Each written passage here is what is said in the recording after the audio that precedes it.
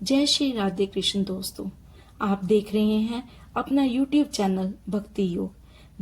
जय श्री राधे कृष्णा। आप सबको सावन मास की हार्दिक शुभकामनाएं। भगवान शिव शंकर और माता पार्वती का आशीर्वाद आप सब पर बना रहे।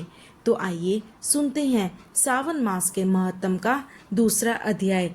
प्रेम से बोलो हर हर महादेव। भगवान शंकर सनंत कुमार जी से बोले, हे ब्राह्मण पुत्र, आप नरम हैं, आप श्रद्धालु हैं, समस्त 12 गुणों से युक्त श्रोता हैं। आपने श्रावण मास के बारे में जो पूछा है तथा जो पूछने से रह गया है वह सब मैं तुम्हें विस्तार पूर्वक बताता हूँ। आपके पिता ब्रह्मा बहुत उदंड थे, इसलिए उन्हें अपना 5वां सिर गंवाना पड़ा। मैं जो कुछ बताने जा रहा हूँ उसे एकाग्रचित होकर सुनो। श्रावण मास में नियमों का पालन कर व्रत रखकर सायंकाल को 4 बजे भोजन करना चाहिए। 1 मास तक रुद्राभिषेक करना चाहिए। अपनी प्रिय किसी एक वस्तु का त्याग करें। पुष्प, फल, धान्य, तुलसी की मंजरी युक्त पत्ती और बेल पत्रों से मेरी लक्ष्य पूजा करें। कोटिलिंग पूजन करें। ब्राह्मणों को प्रेम पूर्वक भोजन कराएं। नियम का पालन करें। मुझे पंचामृत से अभिषेक अति प्रिय है, अतः उसे भी करें। इस मास में किया जाने वाला कृत्य अनंत फल देने वाला है। इस मास में भूमि पर शयन करना चाहिए, ब्रह्मचर्य का पालन करना चाहिए और सत्य बोलना चाहिए। पत्तल में भोजन करें। प्रातःकाल स्नान ध्यान करें। इंद्रियों को वश में रखना चाहिए। एकाग्र मन से प्रतिदिन मेरी पूजा करें। इस महीने में मंत्रों का पूर्व श्रवण भी उत्तम सिद्ध देने वाला है। गायत्री मंत्र और ओम नमो शिवाय का जाप करें। श्री सूक्त का जाप और भी अधिक फलदायक है। गृह यज्ञ, कोटि होम, लक्ष्य होम तथा अयुत होम करने पर सरगुण फल मिलता है और मनोवांछित फल प्राप्त होता है। जो प्राणी इस महीने में एक दिन भी व्रत को छोड़ देता है वह महाप्रलय तक घोर नरक में जाता है। मुझे श्रावण मास से अधिक और कोई भी मास प्रिय नहीं है। यह मास फलदायक है और निष्काम भाव से किए गए कर्म के फलस्वरूप मोक्ष प्रदान करने वाला है। हे सनंत कुमार, इस मास में करने योग्य जो धर्म कहे गए हैं उन्हें ध्यान पूर्वक सुनो। रविवार को सूर्य का व्रत करना चाहिए। सोमवार का दिन मेरी पूजा का दिन है। श्रावण मास के प्रथम सोमवार से आरंभ करके 3.5 मास तक अर्थात कार्तिक मास की अमावस्या तक होने वाले संपूर्ण कामना का अर्ध सिद्धि रोटक नामक व्रत कहलाता है। मंगलवार के दिन मंगला गौरी का व्रत रखा जाता है। बुधवार को बुद्ध का व्रत और बृहस्पतिवार को गुरुदेव का व्रत, शुक्रवार को जीवंतिका देवी का व्रत रखते हैं। शनिवार को हनुमान तथा नरसिंह का व्रत रखा जाता है। अब मैं तुम्हें तिथियों के अनुसार होने वाले व्रतों को बताता हूँ।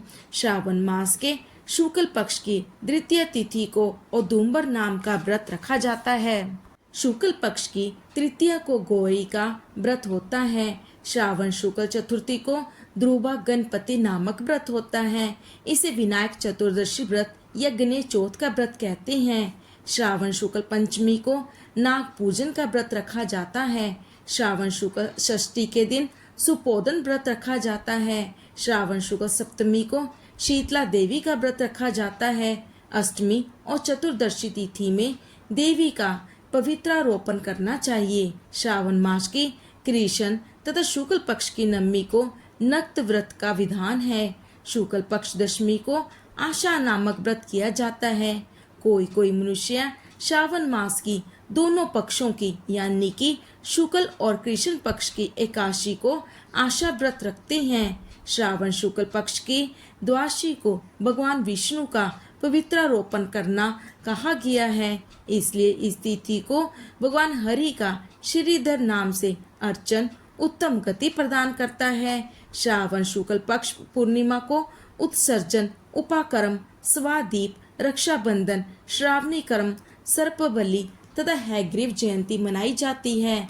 हैग्रीव नामक भगवान विष्णु का अवतार माना गया है। उपरोक्त 7 व्रत श्रावण शुक्ल पूर्णिमा को मनाए जाते हैं। श्रावण कृष्ण चतुर्थी को संकट चतुर्थी, जिसे आप आम भाषा में संकट चौथ कहते हैं, तथा कृष्ण पक्ष की पंचमी को मानव कल्पादि व्रत कहा जाता है। श्रावण कृष्ण अष्टमी को भगवान श्री विष्णु ने श्री कृष्ण नाम से 16 कलाओं से युक्त होकर अवतार लिया था। उस दिन व्रत तथा महोत्सव मनाया जाता है। श्रावण मास के अमावस्या के पिठोरा व्रत का विधान है। श्रावण शुक्ल पक्ष की प्रथमा से लेकर समस्त तिथियों के अलग अलग देवी देवता हैं। प्रतिप्रदा के दिन अग्नि, द्वितीय के दिन ब्रह्मा, तृतीय तिथि को गौरी, चतुर्थी तिथि के दिन गणेश, पंचमी तिथि के नाग, छठी तिथि के स्कंद, सप्तमी तिथि के सूर्य, अष्टमी तिथि के भगवान शिव, नवमी तिथि की दुर्गा, दशमी तिथि के यम, एकादशी तिथि के विषभदेव स्वामी हैं और द्वादशी तिथि के श्री हरि, त्रयोदशी तिथि के कामदेव, चतुर्दशी तिथि के शिव और पूर्णिमा के स्वामी चंद्रमा हैं। अमावस्या के स्वामी पितृ हैं। जिस देव की जो तिथि है उस तिथि को उस देवता की पूजा अर्चना करनी चाहिए। इस श्रावण मास में प्रायः अगस्त्य नक्षत्र का उदय होता है। सिंह राशि पर सूर्य के संक्रमण के दिन से 12 अंश 40 घड़ी बीत जाने पर अगस्त्य नक्षत्र का उदय होता है। अगस्त्य ऋषि को 7 दिन पहले से अर्घ्य देना शुरू कर दें। 12 महीनों में सूर्य भगवान अलग अलग नाम से प्रज्वलित होते हैं। श्रावण मास में गर्भास्थ नाम से प्रज्वलित होते हैं। इसलिए श्रावण मास में भक्ति पूर्वक सूर्य देव का पूजन करना चाहिए। श्रावण मास में साग का त्याग करना चाहिए। भाद्रपद में दही, अश्विनी मास में दूध और कार्तिक मास में दाल का त्याग करना चाहिए। यदि कोई भक्त यह संपूर्ण विधान करने में समर्थ हो तो उसे मनोवांछित फलों की प्राप्ति होती है। हे मुनि श्रेष्ठ, इस श्रावण मास में मनाए जाने वाले व्रत और धर्मों का सविस्तार रूप से वर्णन करना कोई 100 वर्ष में भी पूरा नहीं हो सकता। भक्तजन मेरे या श्री हरि के प्रतिस्पर्ध संपूर्ण व्रत करें। मेरे और श्री हरि में कोई भेद नहीं है। मेरे भक्त श्री हरि को प्रिय हैं और श्री हरि के भक्त मुझे प्रिय हैं। जो प्राणी इसमें भेदभाव की कल्पना करते हैं या करेंगे वे नरकगामी होते हैं। हे सनत कुमार, आप श्रावण मास में धर्म पालन करें। इस प्रकार स्कंद पुराण के अंतर्गत ईश्वर और संत कुमार संवाद में श्रावण मास महात्म का पहला अध्याय समाप्त। भोलेनाथ आपकी कथा कहने वाले और सुनने वाले और हुंकार बनने वाले सभी पर अपनी कृपा सर्वदा बनाए रखें। तो प्रेम से बोलो हर हर महादेव।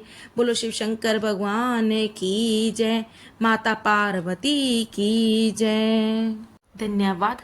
आपका दिन मंगलमय हो।